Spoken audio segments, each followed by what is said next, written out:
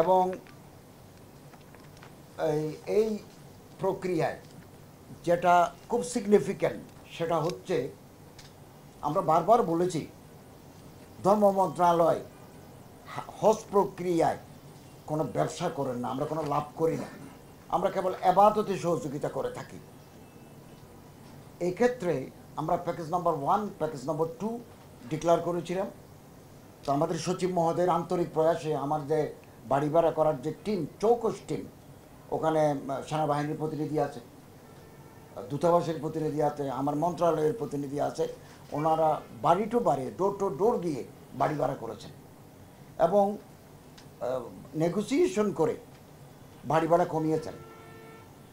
খাবার কাছে, অনতি দূরে এবং সাশ্রয়ী মূল্য, ফ্যাসিলিটিস বেশি, ভাড়াটা কম, নেগোসিয়েশন করে আমরা বাড়িগুলো কিনেছি। এতে কিছু টাকা আমাদের সারপ্লাস রয়ে গেছে এবং একজন হাজি কমপক্ষে 5,315 টাকা ফেরত পাবেন, কমপক্ষে।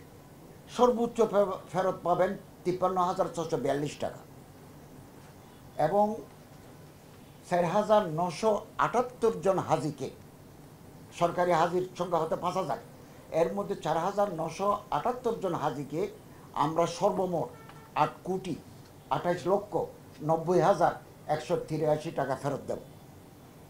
এই টাকা আমাদের হাতে আছে।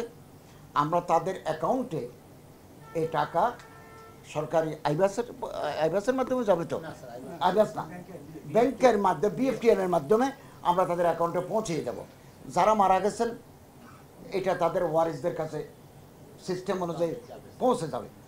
এবং এরূপ টাকা পাঠাতে আমার মন্ত্রণালয় থেকে কোনো ফোন করা হয় না, কারো ডেবিট কার্ড ক্রেডিট কার্ডের নাম্বার চাওয়া হয় না, কিন্তু একটা চক্র প্রতি বছর মানুষের কাছে প্রতারণা করে টাকা নেয় যে হজের টাকা পাবেন, আপনি এই করেন সেই করেন, এটা করে, এটা প্রতারণা করে।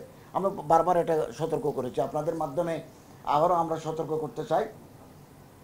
এরূপ যদি বিকাশ, নগদ, রকেটের কেউ পিন নম্বর চায় তাহলে বুঝতে হবে সে প্রতারক। আমাদের সাবধান থাকতে হবে।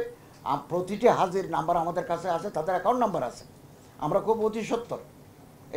এটা আমরা গতকাল হজ মিশন থেকে তথ্য নিয়েছি। আমরা এই পরিমাণ টাকা একেবারে গ্র্যাজুয়ালি তাদের অ্যাকাউন্টে পৌঁছে দেব। 8,28,90,183 টাকা। আমরা এটা না বলেও পারতাম, যেহেতু আমরা ট্রান্সপারেন্সি বিশ্বাস করি, রুল অফ লতে বিশ্বাস করি, সমস্ত কাজ বিধিবিধানের আওতায় আসুক সেটা বিশ্বাস করি এবং এটার আমরা কাজ করি বলেই এটাকে আমরা ফেরত দিতে সম্মত হয়েছে এবং তাদেরকে আমরা ফেরত দেব।